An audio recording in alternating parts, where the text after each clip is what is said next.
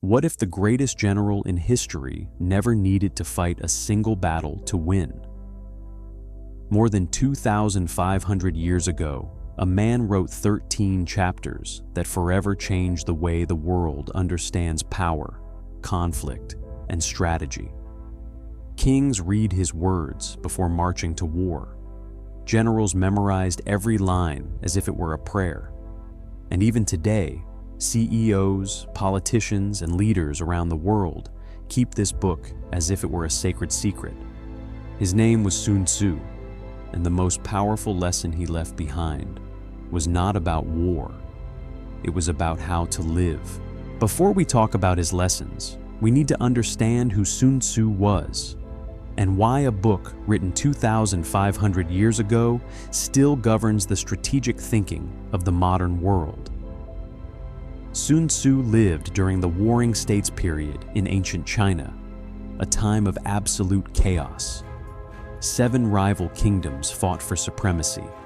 Betrayal was routine. Alliances formed and collapsed like sandcastles. Death was the only constant. Amid this brutal landscape, Sun Tzu was not just another warrior. He was a thinker, an observer.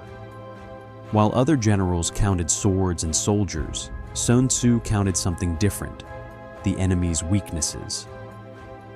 Legend says he was summoned by King Helu of Wu to prove that his theories worked in practice. The king, skeptical, gave him an apparently impossible challenge: transform 180 palace concubines into a disciplined military unit. Sun Tzu accepted. He divided the women into 2 groups. He appointed 2 of the king's favorites as captains. Then he gave the order, "Turn to the right." The women laughed. Sun Tzu did not repeat the order. Instead, he said, "If the instructions are clear but not obeyed, the fault lies with the officers." And he ordered the execution of the 2 captains, the king's favorites. The king protested. Sun Tzu replied, "When a general is entrusted with command of an army, there are certain orders of the sovereign he does not have to accept." The 2 women were executed. New captains were appointed. And when Sun Tzu gave the next command, no one laughed, no one hesitated. Discipline was immediate. At that moment, King Helu understood. Sun Tzu was not talking about war. He was talking about principles. But here is what most people don't realize about the art of war. The entire book can be summarized in a single idea. An idea that, if you truly absorb it, will change the way you make every decision in your life. And I'm going to reveal that idea right now. This is perhaps Sun Tzu's most famous quote, and also the most misunderstood. Most people hear it and think, "Oh, he's saying we should avoid conflict." No, Sun Tzu was not saying to run away from battle. He was saying that true victory happens before the battle even begins. Think about it. In your life, how many times have you entered an argument without preparation? How many times have you started a project without a plan? How many times have you reacted emotionally to something that required strategic thinking? Sun Tzu would say that you had already lost before you even began. In ancient China, the most respected generals were not the ones who won 100 battles. They were the ones who made battle unnecessary. They won through diplomacy, through intelligence, through positioning. There is a perfect historical example of this. During the period of the 3 kingdoms, the strategist Zhuge Liang faced a massive army with only an almost empty city. No soldiers, no weapons, no chance. So what did he do? He opened the city gates, sat calmly on top of the wall, and began playing a musical instrument as if nothing was wrong. The enemy general, knowing Zhuge Liang's reputation, became convinced it was a trap and retreated with his entire army. No sword was raised, no arrow was fired. the battle was won through perception. In your life, this means something simple but powerful. Before entering any conflict, a negotiation, a competition, a challenge, ask yourself, how can I win before it even begins? Preparation, positioning, and intelligence defeat brute force. Every time. What if I told you that Sun Tzu's second lesson contradicts everything most motivational coaches preach today? Pay close attention. If you know the enemy and know yourself, you need not fear the result of 100 battles. If you know yourself but not the enemy, for every victory you will suffer a defeat. If you know neither the enemy nor yourself, you will succumb in every battle. In my opinion, this is the most practical lesson in all of the art of war. Modern culture teaches us to believe in yourself, follow your heart, and think positive. And Sun Tzu would say that all of this is dangerous if it comes without real self-knowledge. Believing in yourself without knowing your weaknesses is arrogance. Following your heart without analyzing the terrain is recklessness. Thinking positively without evaluating risks is naivety. Sun Tzu was not an optimist. He was a strategic realist. In warfare, he insisted that a general must understand 5 things before taking any action: the terrain, the weather, the morale of the troops, the capabilities of the enemy, and, above all, his own limitations. Translated into your life, it means this: before any important challenge, ask yourself these questions. What are my true strengths? Not the ones I wish I had, but the real ones. What are the weaknesses I avoid admitting? Who is my enemy? The competition, the obstacle, the problem. What does he do better than I do? And where is the advantage that only I possess? Brutal honesty with yourself is the foundation of every winning strategy. Sun Tzu understood that self-deception is already a defeat. Now, the next lesson is the one that separates amateurs from masters. And it's the reason why Sun Tzu is still studied at Harvard, West Point, and in the world's largest companies to this day. Sun Tzu wrote, "All warfare is based on deception. When capable, feign incapacity. When active, appear inactive. When near, make it seem that you are far away. When far away, make it seem that you are near." This is not about lying. It's about controlling the narrative. In war, the general who reveals his intentions has already lost half the battle. Power lies in moving in ways the enemy cannot predict. History is full of examples. During World War II, the Allies created Operation Fortitude, one of the greatest deception operations in history. Before D-Day, they built an entire fake army led by General Patton, using inflatable tanks and false radio transmissions, making the Nazis believe the invasion would come through Pas-de-Calais, not Normandy. The result? Even hours after the landings in Normandy, Hitler hesitated to send reinforcements, because he still believed it was a diversion. Sun Tzu would have applauded. In your life, this doesn't mean deceiving people. It means, don't reveal all your cards. Don't announce your plans to those who don't need to know.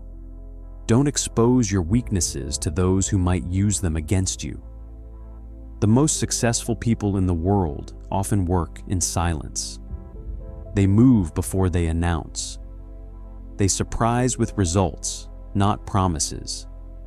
As Sun Tzu said, "Let your plans be dark and impenetrable as night. And when you move, fall like a thunderbolt."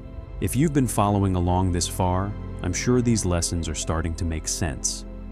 And there's still more ahead, including the principle I consider the most powerful of all. If this content is adding value, consider subscribing.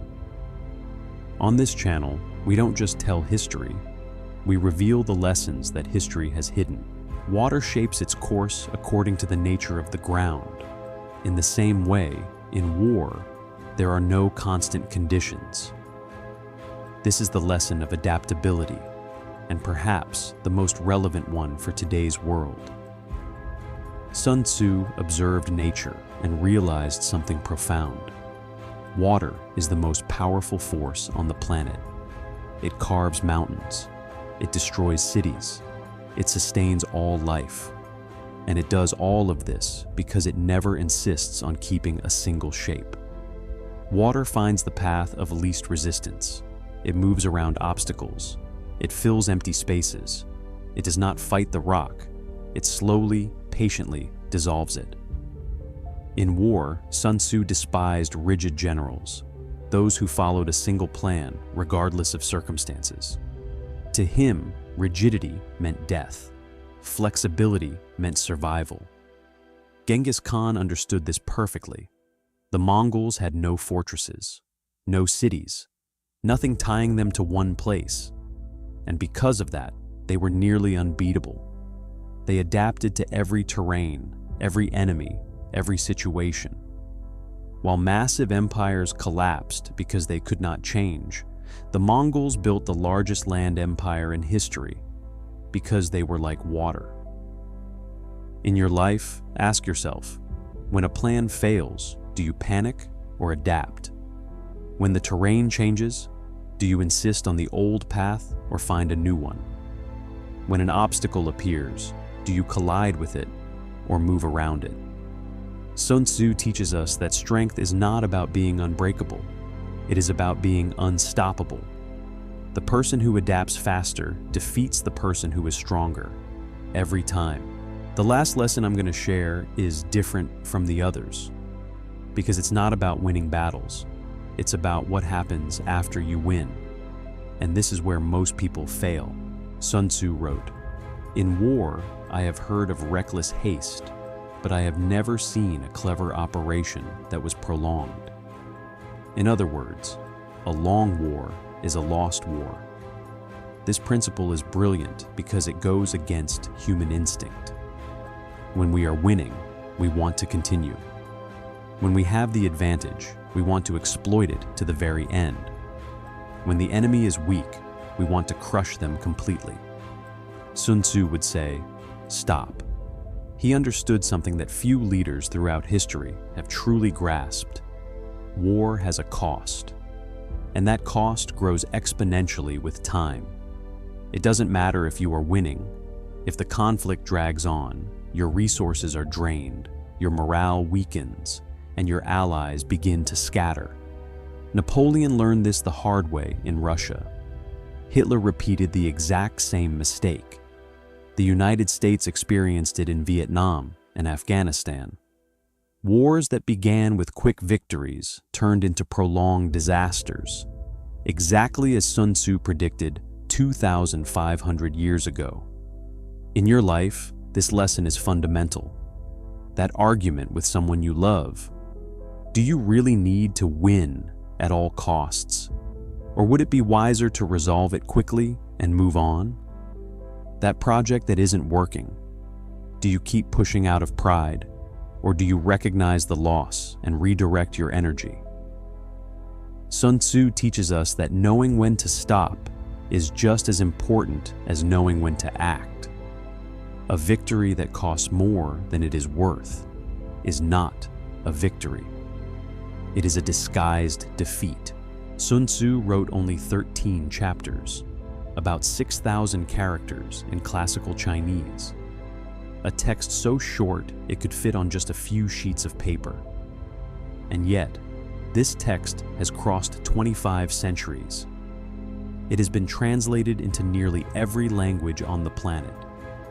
It has been studied by Alexander the Great, Napoleon, Mao Zedong, and countless other leaders who shaped the destiny of humanity.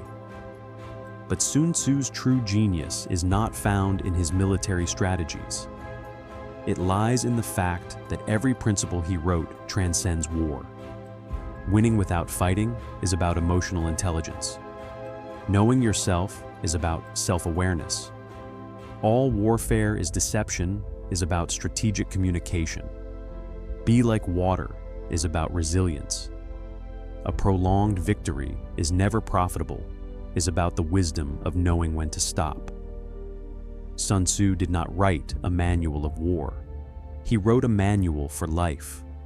And the greatest lesson of all, the one that summarizes the entire book in a single truth: the most important battle you will ever face is not against an external enemy. It is against your own ignorance, your impulsiveness, and your refusal to think before acting. If you win that inner battle, no external battle will ever defeat you. If this story resonated with you, subscribe to the channel. The lessons of history exist to reveal the wisdom that shaped kings, empires, and the most influential leaders who ever lived. See you in the next lesson.